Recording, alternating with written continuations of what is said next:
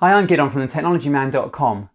The Jackery Explorer 500 and the Bluetti AC50S or PowerOak AC50S in the UK are two similarly priced portable power stations with massive 500 watt-hour batteries and AC outlets that you can plug in anything from your smartphone to a laptop charger to a power tool and much more. They're perfect for camping, travel, festivals, emergency use and pretty useful around the house too when you don't have a plug socket nearby.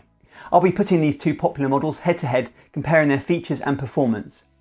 And they both have optional solar panels that can charge them, the Jackery SolarSaga 100 and the Bluetti or PowerOak in the UK SP120 that I've also been testing. Their prices tend to vary, so please check the links below, but even discounted they're not cheap. So I hope this video will help you make the right choice. Let's take a closer look. Both units cost about the same price and have a similar battery capacity, with the Jackery having a slightly bigger 518 watt-hour lithium battery versus the 500 watt-hour capacity of the PowerOak. This UK version is branded PowerOak rather than Bluetti, so I'll refer to it by the UK name, but they're the same apart from the AC outlet voltage. The Jackery comes with a 24 volt 3.75 amp or 90 watt charger and a car charger cable, both in a neoprene zipped case, and a well presented and written instruction manual. The PowerOak also comes with a 90 watt charger, this time 27.5 volts 3.25 amps, and a car charger cable. There is a user manual which isn't quite as user friendly as the Jackery's, but contains more detailed information for the more techie user. There are also two additional cables, a USB-C to USB-C cable and an MC4 to DC7909 cable for connecting to a solar panel. Both chargers have the DC7909 plug, which is 7.9mm with a 0.9mm pin. They weigh about the same. The PowerOak is around 100 grams lighter at 6.1 kilograms, which isn't noticeable. But the PowerOak is a little more compact and has foldable handles. You can see here how they compare in their dimensions. The handles do make the unit more compact, but it's an extra step unfolding the handles to move it around compared to the Jackery. They both feel well made and fairly rugged, but the PowerOak has a rubberized bumper and an IP21 rating, which offers at least basic protection against vertically falling drops of water, basically condensation. The Jackery has no rating, but I imagine would offer similar protection. The bumper on the PowerOak is replaceable, and you even have a choice of blue, orange and grey. By moving the charging port around the back on the PowerOak, there's more room to include an extra AC outlet and additional USB ports. And there's a floodlight around the back too. The Jackery has a focused torch on one side. I'll discuss both lights shortly. Both power stations have cooling fans and cooling vents on either side of their enclosures. The Jackery has a basic LCD display that shows battery remaining both graphically and as a percentage. Charging input power is displayed as well as output power, which shows exactly how much everything that's plugged in is using. Pressing the display button turns on the backlight, which times out after 15 seconds. The display on the PowerOak is much easier to read and shows much the same information, but is lacking a battery percentage, so you only know the approximate charge level of the battery. When the display times out after 30 seconds, any of the buttons will reactivate it. But it's so dim without the backlight it's completely unreadable, whereas the Jackery is quite clear in decent light even without the backlight. They both have a 12 volt 10 amp regulated cigarette lighter style DC output, although the cover is far more substantial on the PowerOak and may help achieve its IP rating. Both also have two 12 volt 3 amp DC outputs, but the PowerOak uses the more standard 5521 or 5.5mm external 2.1mm internal ports. The Jackery uses obscure 6.5mm 4.3mm ports that I had a lot of difficulty obtaining. But the Jackery ports are regulated, unlike the PowerOaks, which I'll come back to in my testing. In my experience, these ports have fairly limited use anyway for most people. The PowerOak has two pure sine wave AC outlets, which are 220 to 240 volts in the UK and 110 volts in the US. With a built-in inverter, these can deliver up to 300 watts with a 450 watt peak. In the UK, this is at 50 Hz. But you can change it to 60 Hz. Turn on the unit and press the DC and AC buttons together to display the current setting. Press and hold the DC or AC button to swap frequency. I'm really not sure why you'd do this and would recommend checking your unit is set to 50 Hz in the UK and 60 Hz in the US. The Jackery only has one pure sine wave AC outlet, which is 230 volts in the UK or 110 volts in the US. This outlet can deliver 500 watts with a 1000 watt peak, which is a very significant step up from the PowerOak. Depending on how you intend to use the power stations, this in itself might simplify the decision for you.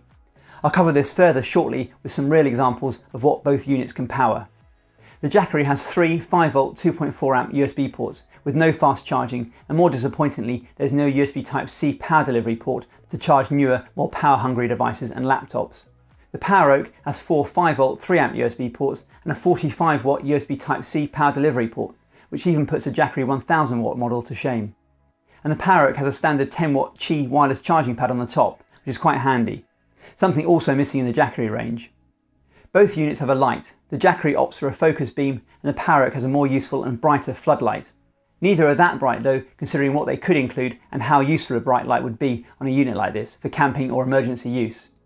You have to turn the power on first to use the light on the PowerOak. The Jackery's button works independently of the rest of the unit. If you press and hold the light button on the Jackery, it enters a flashing SOS mode. The PowerOak button cycles from high power to low power to flashing with each press. The Jackery has a separate power button for DC, USB and AC. The PowerOak has to be powered on first, which seems like an unnecessary step, and then you can turn on either DC, which includes the USB ports, or AC for the power sockets. You can charge both units with their included wall and car chargers. Both included wall chargers are only 90 watts, which makes charging pretty slow. The Jackery's 518 Wh battery takes around 7 hours to charge with its wall charger at around 85 watts.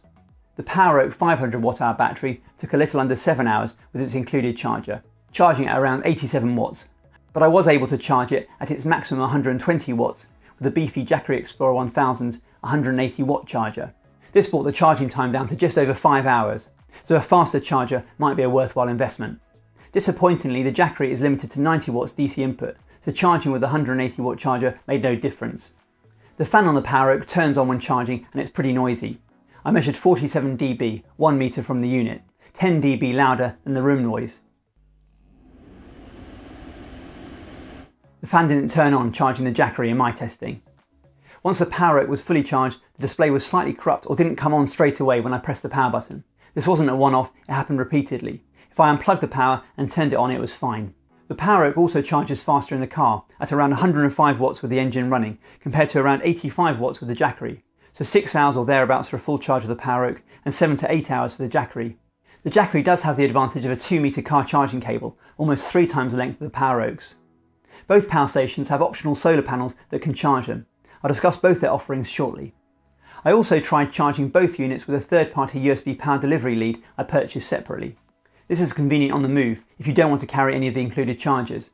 This worked with the PowerOak, and I got just over 60 watt from 65 watt USB PD charger, and was even able to top up the battery with the RAV Power Powerhouse I reviewed a while back with its 30 watt USB PD output. Unfortunately, this didn't work reliably with the Jackery, even though it works with a smaller Explorer 240. It would sometimes work if I disconnected and then reconnected the adapter, but I wouldn't want to rely on it. The adapter's 20 volt output is within the Jackery's supported 12 to 30 volt input range, so I'm not sure why it doesn't work as it should. Both units display the input power from whatever's charging them. This is particularly useful when charging via solar panels, since it will vary hugely depending on the amount of sun. Neither display provides an estimate of time remaining for a full charge, which would have been useful. Both units also support pass-through charging, so you can still use the outputs while you're charging them, which is particularly useful when using the solar panels. Both Jackery and PowerOak have a built-in MPPT controller for more efficient solar charging, and have optional foldable solar panels to charge their power stations. Jackery has the SolarSaga 100, 100 watt panel, and PowerOak has the SP120, 120 watt panel.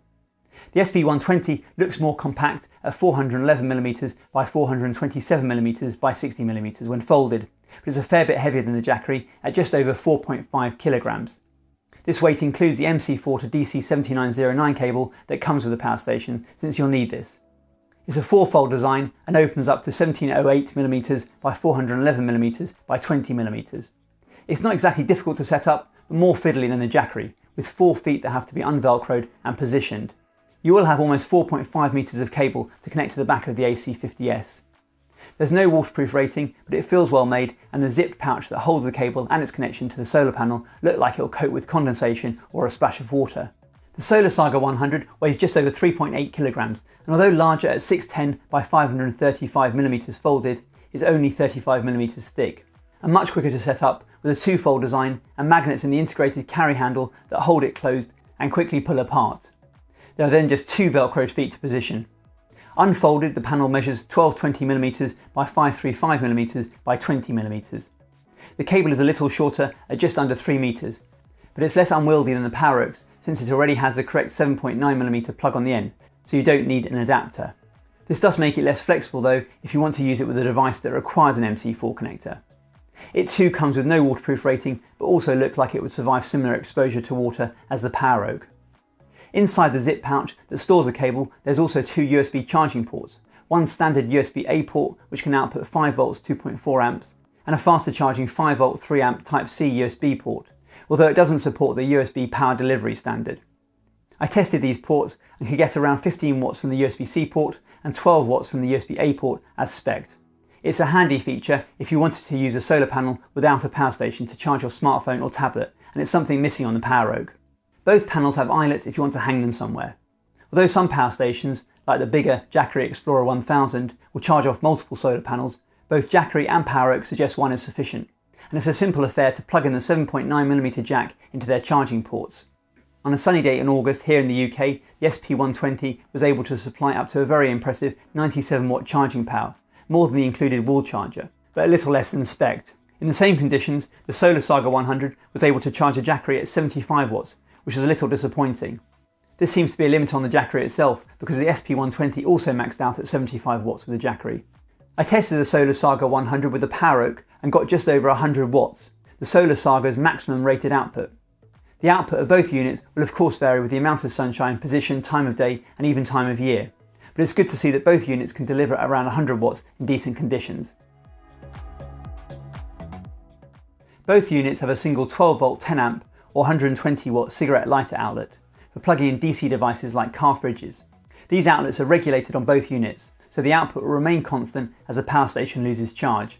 They both measured around 13.5 volts with a multimeter.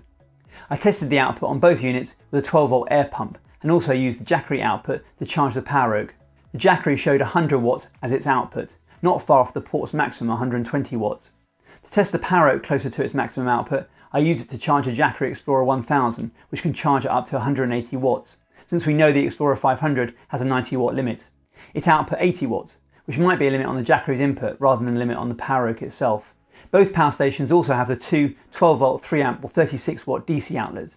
As I mentioned briefly earlier, the PowerOak uses the more standard 5521 or 5.5mm external 2.1mm internal ports. But these ports aren't regulated like they are on the Jackery, so as the battery starts draining, the voltage will drop off. At full charge, the output measures around 12.3 volts. This had already dropped to 11 volts at approximately 60% charge.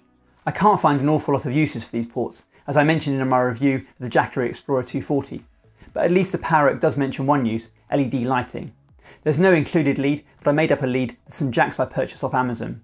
I plugged this into a 12 volt 16 watt 5 meter LED strip, which is well within the 36 watt maximum output, and it worked fine, displaying around 13 watts output power on the display. It was extremely hard to locate the correct plug for the Jackery, but I did eventually find a 6.5mm plug on eBay, which I soldered to a short cable and a 5521 plug. I connected this to the LED strip, which worked fine and showed a slightly higher 18 watt outputs on the Jackery's display. These ports are regulated and measure the same as the car outlet at 13.4 volts, which explains the slightly higher output. The Jackery has 3 USB ports which don't support any fast charging standards like Qualcomm Quick Charge. They deliver standard 5 volts 2.4 amps and all ports can be used simultaneously at their full output. I tested this with 2 ports connected to USB load testers at 5 volts 2.4 amps and the third port charging an iPad Pro. Since I rarely use a cigarette lighter port, I permanently leave a relatively cheap USB adapter in this socket which has a USB Type-C 30 watt USB power delivery port and a 30 watt Qualcomm Quick Charge 3.0 fast charging USB-A port. The PowerOak is much more competent in this department, with 4 USB ports that support faster 5 volt 3 amp output and Qualcomm Quick Charge 2.0. And there's a very useful USB power delivery port that supports fast charging at 45 watts, which could fast charge an iPad Pro and would even charge a laptop like a MacBook Air or this Lenovo Chromebook. I got just over 45 watts of output charging the Explorer 1000 with the USB power delivery adapter. You can use all the ports simultaneously, but the total output of all the USB-A ports seems to be limited somewhat.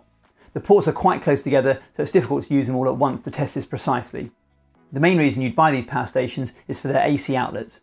As I discussed in my review of the Jackery Explorer 240, you need to be aware of the power requirements of anything you plug in. You can normally read this off the device's label, but if you want to be sure, an energy monitor is a handy gadget to have. It'll also have a maximum power measurement, which is important since a lot of these devices, especially if they have motors, will draw a lot more power when they start up. Both devices will shut off if they are overloaded, but it's still a good idea to understand what you're plugging in. Although the Poweroak has similar capacity to the Jackery, it has a less powerful inverter, and you are limited to a maximum output of 300 watts, which can peak at 450 watts for a short period of time. There are two outlets which both deliver a pure sine wave output, which is important for more sensitive electronics. I confirmed this pure sine wave output with a graphical multimeter. You can see how this compares to the modified sine wave of the RAV-Power powerhouse. The Jackery just has one AC outlet, but has a much beefier inverter with a maximum output of 500 watts, which can peak to 1000 watts. This also delivers a pure sine wave output, which I again confirmed with a graphical multimeter. The 300 watt output of the Poweroak will be fine for most items you'll typically want to power, such as a laptop or a TV. But you'll need to pay more attention to what you plug into the Poweroak. I tested both units with a range of power tools to really stress them, and making a corded power tool almost cordless is quite appealing, to me at least. You can estimate how long you could run one of these devices, or any device, by dividing the displayed output power into 500 watt hours for the Poweroak and 518 watt hours for the Jackery. You should multiply this by around 0.8 to take account of conversion losses. Starting off with the Dremel 4000 rotary tool rated at 175 watts, both units could happily power this unit, drawing around 100 watts or 160 watts under load. And a Bosch 180 watt multi-tool didn't cause any problems for either unit, operating at around 100 watts. Only the Jackery could power an old Skil 310 watt sander, which ran at about 290 watts. I could get the Poweroak to power it, but only if I started at a slower speed and ramped it up. This is a good tip for any tool that overloads one of these portable power stations if they have variable speed. When the Poweroak is overloaded, there's an error code E36 on the display. Turning the AC off and on again cleared the error, and I was immediately able to use the unit again. I then tried a Festool ETS 153 310 watt sander. This has a soft start, so I was hoping both units would run it. But again, only the Jackery ran it at full speed straight off at around 180 watts, ramping up to 250 watts under load. Festool have just launched their own power station, the SIS power station, that costs almost £3,000, so if you don't need to run power-hungry tools, this is a cheaper alternative. The Poweroak could also power it, again, only if I started at a slower speed. And same again for a Skil 550 watt drill, which ran at 230 watts or around 260 watts under load with the Jackery, and only with the Poweroak when started off at a slower speed. A Ryobi 650 watt SDS drill was too much for both units, even starting off slowly, as was a Bosch 720 watt grinder, but I'll test them both with a 1000 watt Jackery Explorer 1000 when I review it. When the Jackery overloads, there's no error code, just a small warning symbol at the bottom right of the display. The AC turns itself off, and again you can immediately turn it back on again. There are so many use cases for these portable power stations, and most will be specific to your needs. But I also found it useful being able to run my Saris Hammer cycling turbo trainer when out and about, which both units ran without any difficulties. They could both run a 3D printer quite happily for at least 5 hours if you want to move it out of the way for a print and don't have a power socket nearby. I loaded both units to their maximum rated power output to check for overheating. The fans on both units came on and neither unit overheated, which you can see from the FLIR thermal imaging camera. The fans on both units are fairly noisy, but the Poweroak fan is noisier by around 2 or 3 decibels.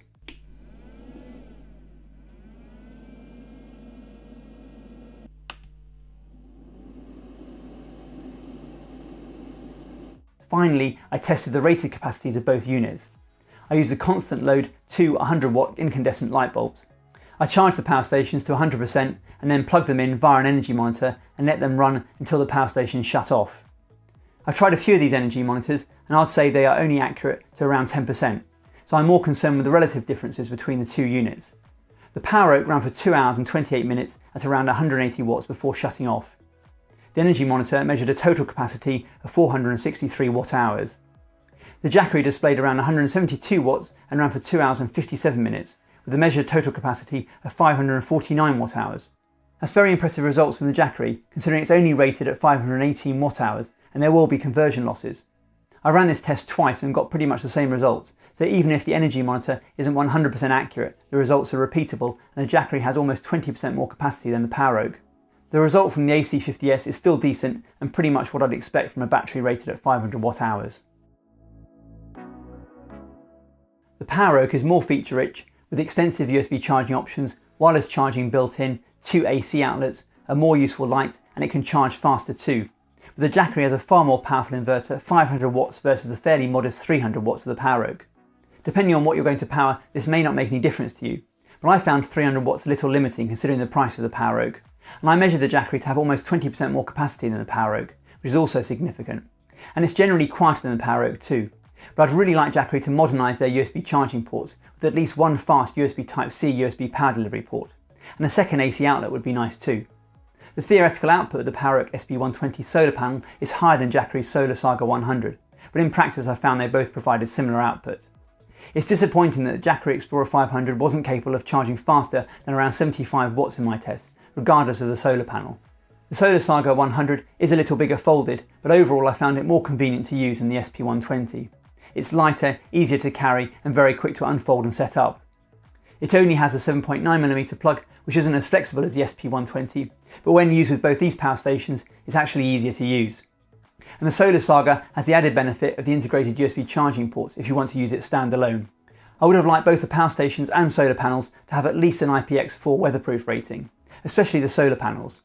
And charging these units is still very slow, particularly the Jackery, which can't charge any faster than 85 watts. The bigger Explorer 1000 can charge at 180 watts with the same battery technology, so I'd like to start seeing these smaller units charging at a similar rate, halving their charging times. If you're only using these power stations occasionally, they should last a very long time. But Jackery state their units will start deteriorating after 500 cycles, and PowerOak quote 1000 cycles. If Jackery and PowerOak were to move to lithium iron phosphate batteries, the battery should last at least twice as long. Overall, I'd imagine most people would be very happy with either unit, but I'd love to hear which power station you prefer, or your own experiences if you already own one of them. Please let me know down below. And as always, if you have any questions, please ask. I read every comment and will do my best to respond. I do hope you found this video useful. Please like the video if you did. I'm releasing videos every week on the latest technology and how to get the most out of it, so please make sure you subscribe. It will really help the channel grow. And don't forget to tap the bell icon if you want to get notified as soon as a new video gets uploaded. Thanks for watching.